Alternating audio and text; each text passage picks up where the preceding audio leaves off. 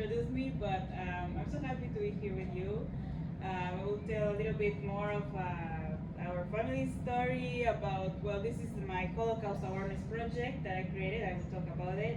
It's called The Voice of the Silence, with the quote of remember to not repeat. But I will tell you first the story of who I am and of my family. Well, this is my name. In Mexico we have two last names, so Samantha Rodríguez del Rio. I was born in a non-Jewish family, in an evangelical Christian family actually. I was raised like that.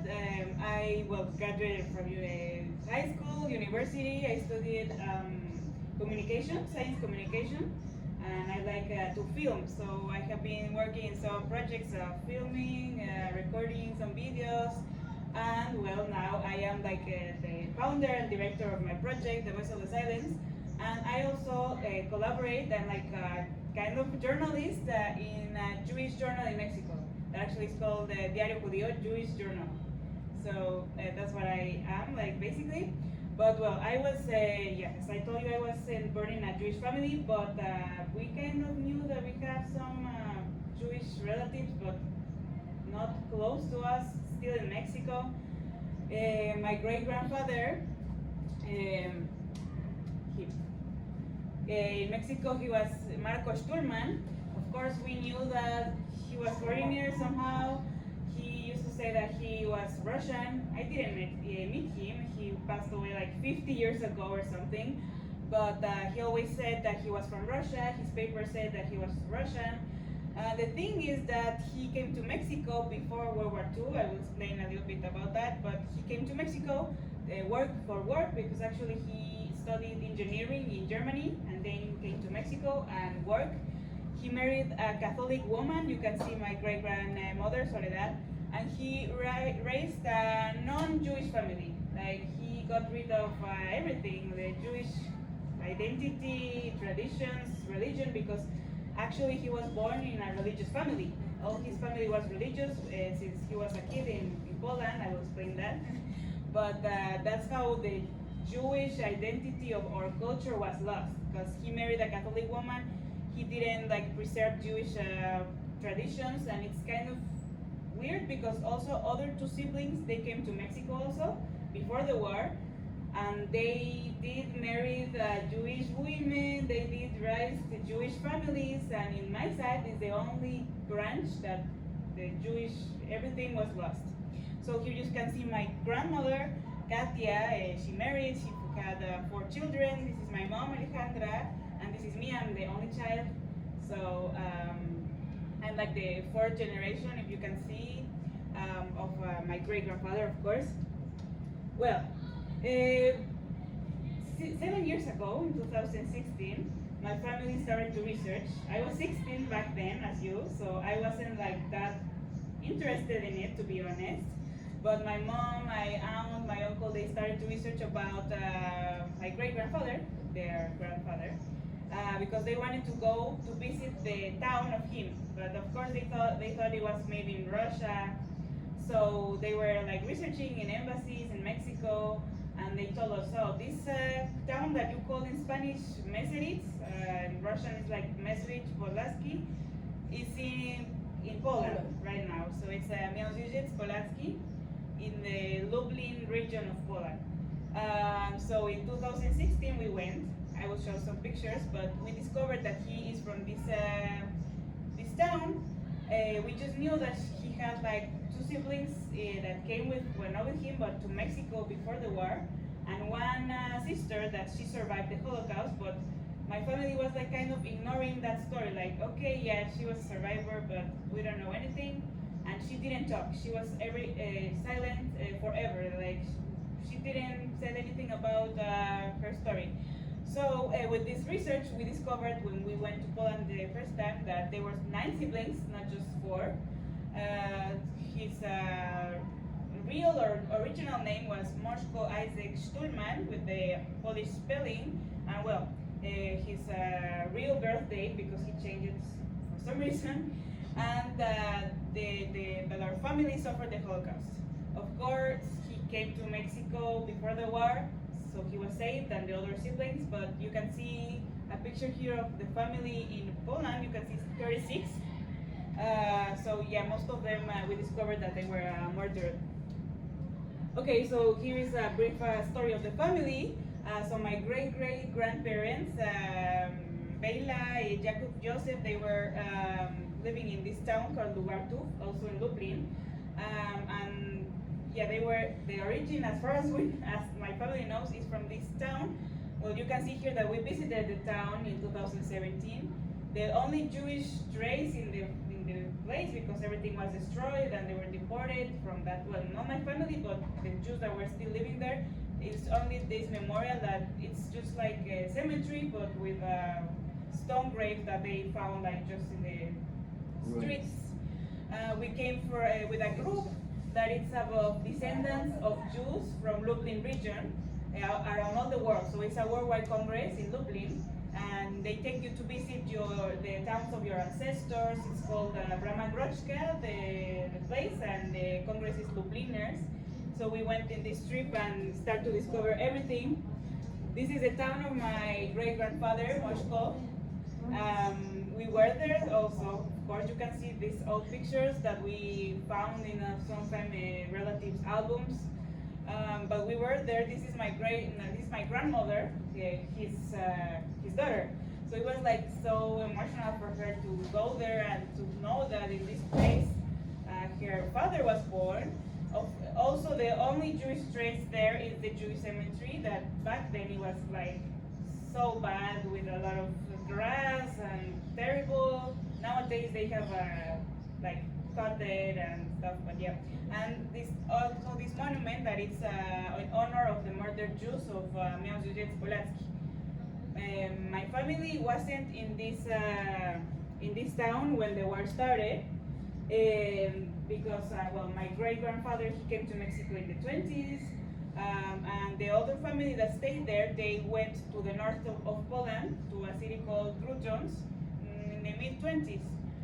So they were there at the time of the war. As you can see, it was a big family. I can't even tell the names of them because we don't know. But they were there at that time. We researched, we found like their main addresses. You can see us in the same building that they were living in this town, well, this city, because it's bigger. Also their business. They have like a leather business there. We found everything. And actually nowadays, my uncle that lives in Mexico, he's like giving life again to a leather business. He's making a brand called Mark Sturman and selling like wallets, purses, in honor of our family back then in Poland. Okay, so we discovered that, of course, almost every relative from our side in Poland, they were killed. The Jewish community of that city was taken to the woods, to this execution point that is like 10 minutes away.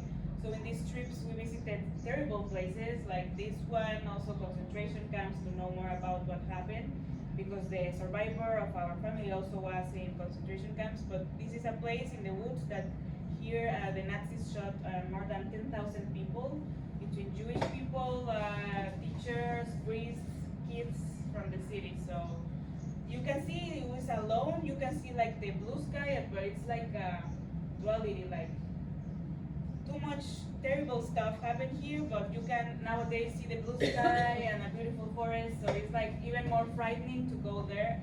This when you can see like the pit, it was an actual pit. They used to shove them into this pit. When you can see the memorial, you can actually see a cross, because also priests and people like Catholic were also killed here by the Nazis.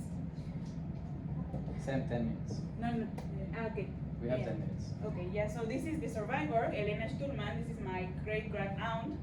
She didn't talk about anything, but we discovered, well, we just knew that she was in Auschwitz because she had the tattoo. But then with the research, we discovered that she was first in the Warsaw Ghetto, then Majdanek and Travniki, that is close to Lublin, Auschwitz, and Bergen-Belsen. So she was liberated in Bergen-Belsen, and then she went to Mexico to live. You can see here the pictures of our visits to the concentration camps, to everything. So for us, it was so important to understand what happened to her, because she was there. So it's like, it's different from reading or watching movies than being there, you know. It's like learn in life what happened there. Of course, we can't even understand even 1% of what they went through, but we thought that it was important to us. This is the Congress that I told you, that they teach you about your Jewish roots, the Jewish heritage in Lublin, that nowadays there's nothing left, just a synagogue and is a yeshiva.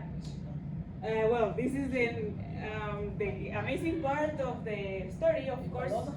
It was amazing to discover the bad side, even if it's bad, but it helps you understand your story. But the good part, and I tell this story like it's a bittersweet discovery, because in the other side we discover that we have a family in Israel, Neta's family.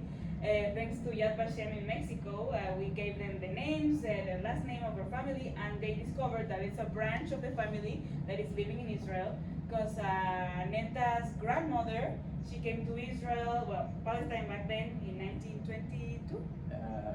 She was the great grandmother. She came to Israel in 24. Oh yeah, so that's how this branch of the family was saved. So in 2018 we met them.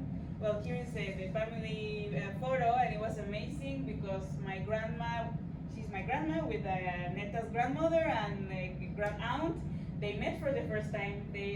Nowadays there are more than 80, and they didn't know that they have a cousin in the other side of the world.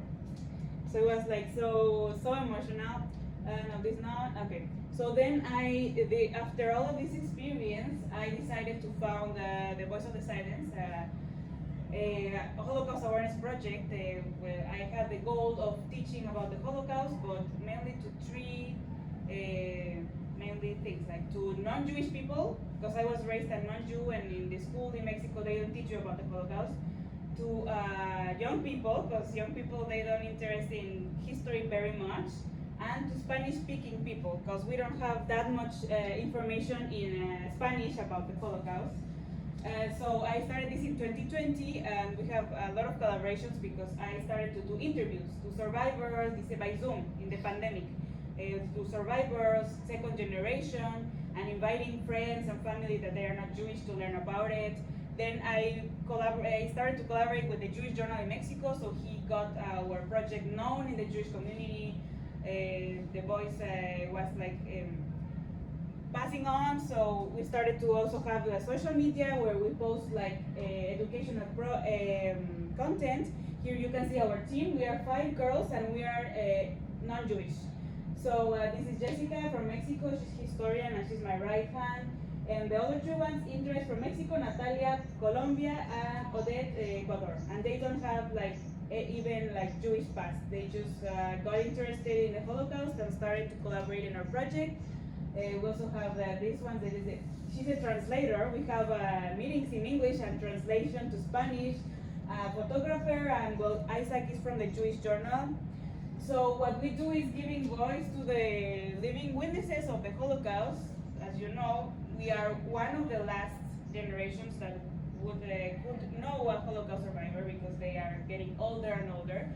So that's what we do, passing on their stories, but more to people that they wouldn't know about it, like Jewish, non-Jewish people. So we have interviewed over 70 people from 2020 till now, 70 interviews, virtual events to descendants of Holocaust survivors, documentary filmmakers, people related in foundations, book authors, even descendants of Nazis, that they talk about their stories, so we can never be repeated again. And well, one of the most important that we did is with the last prosecutor of Nuremberg, that he just passed away like 1 month ago. He was 103 years. Nowadays, the pandemic is over, we have done like in-person events. I was invited to the university of my city, so I was talking about the history of my family and the project. This is the university where I studied. I took a survivor to talk. We were like 200 non-Jewish students. I interviewed him there. Also, Jessica, she took a second generation to the high school where she teaches. She's a teacher right now. And this is an event where I was invited by the ambassador of Bulgaria to talk about my project and about the side of Bulgaria, because Bulgaria saved all their Jews in the Holocaust. And this is one of the last ones that we were invited to the International Book Fair and to direct like a forum about a book related to the Holocaust. We are also invited and in touch with the ambassadors that support us. The ambassador of Israel in Mexico, he's just an amazing man. You can see him here, it's Vital. The ambassador of Poland, Bulgaria, well, we have been invited to a lot of events since they know our project, they support it. We don't get anything from this project. I mean, we are not getting paid, we are not getting donations. We're just doing this because we want to teach about what happened in the Holocaust. We also do campaigns, you know, the Never Again sign. This is for the Warsaw Ghetto Uprising anniversary. And we post pictures on the internet and we invite people to join the campaigns. We use, of course, social media to teach about it. We post reels, TikToks, posts about movies, for example, books, historical facts related to the Holocaust. We have Facebook, Instagram, TikTok, and nowadays also a web page that is new actually and in English. So by social media, we were able to reach a lot of people. For example, we have one video that got viral and it has like 1.4 million on Instagram, and that's how we got more people to know about it. So well, this is mainly what is my story. The project story was so fast, but it's the time.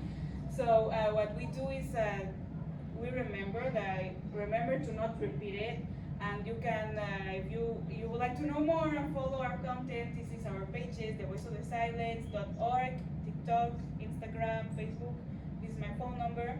But what I want to end with this. I want to encourage you to research about your family, because you never know what you will find. I mean, in my case, I didn't have idea that my ancestors were Jewish. And it's not just to know and research. I promise you that this like enriches your identity. For me, it's like amazing to know this. I'm a Christian. I'm still a Christian. I'm not changing it. But for me, it's like amazing. Like all the things that I believe in the Bible, they're based on Jewish principles and Jewish people. Jesus was Jew. All the apostles were Jews. Everyone was Jew in the Bible. So for me, knowing that I came from Jewish family is like completing everything. And in your case, maybe, of course, it won't be the same, but I swear that you will discover like something so interesting that you didn't even imagine. Maybe you just think, oh yeah, my sister was Jewish as I am, and that's all. But it's amazing and it fills you. It feels like a gap that we have inside. So I'm so happy being here. I just came from the March of the Living. I came from Mexico with the March of the Living. Mexico is the מצעד החיים, אבל מצעד החיים מיוחד שהוא ללא יהודים. Mexico is the only country in all the world that has a March of the Living for non-Jewish people. You can't go to a March of the Living if you are not Jew in other countries. So in Mexico, they started this like 10 years ago, and they are bringing groups every 2 years, not every year, and not in the dates of the main March of the Living. We are coming in May, so I came with them. We went to Germany, Poland, to the concentration camps everywhere, and then ended in Israel. And then I was like a week as a volunteer of kind of intern or knowing in the ghetto fighters' house in the Kibbutz Kfar Blum, because I tell them about my story and they were so happy, and I'm like not working but in touch with them, and I was there for a week. They gave me a whole tour. I was interviewing survivors, descendants, everything. It was amazing, and for me it's an honor to talk to you, and also being, of course, with Nera and his family, that we are a family because of the Holocaust. We wouldn't know each other if the Holocaust didn't happen to our family. So thank you so much. I thought yes. I think the amount of words in that time is like a world record or something. I wanted to have this meeting, and I'm very happy that you came, because this topic is related to the delegation, related to the exchange. It's not the main thing. We're not all the time with the German students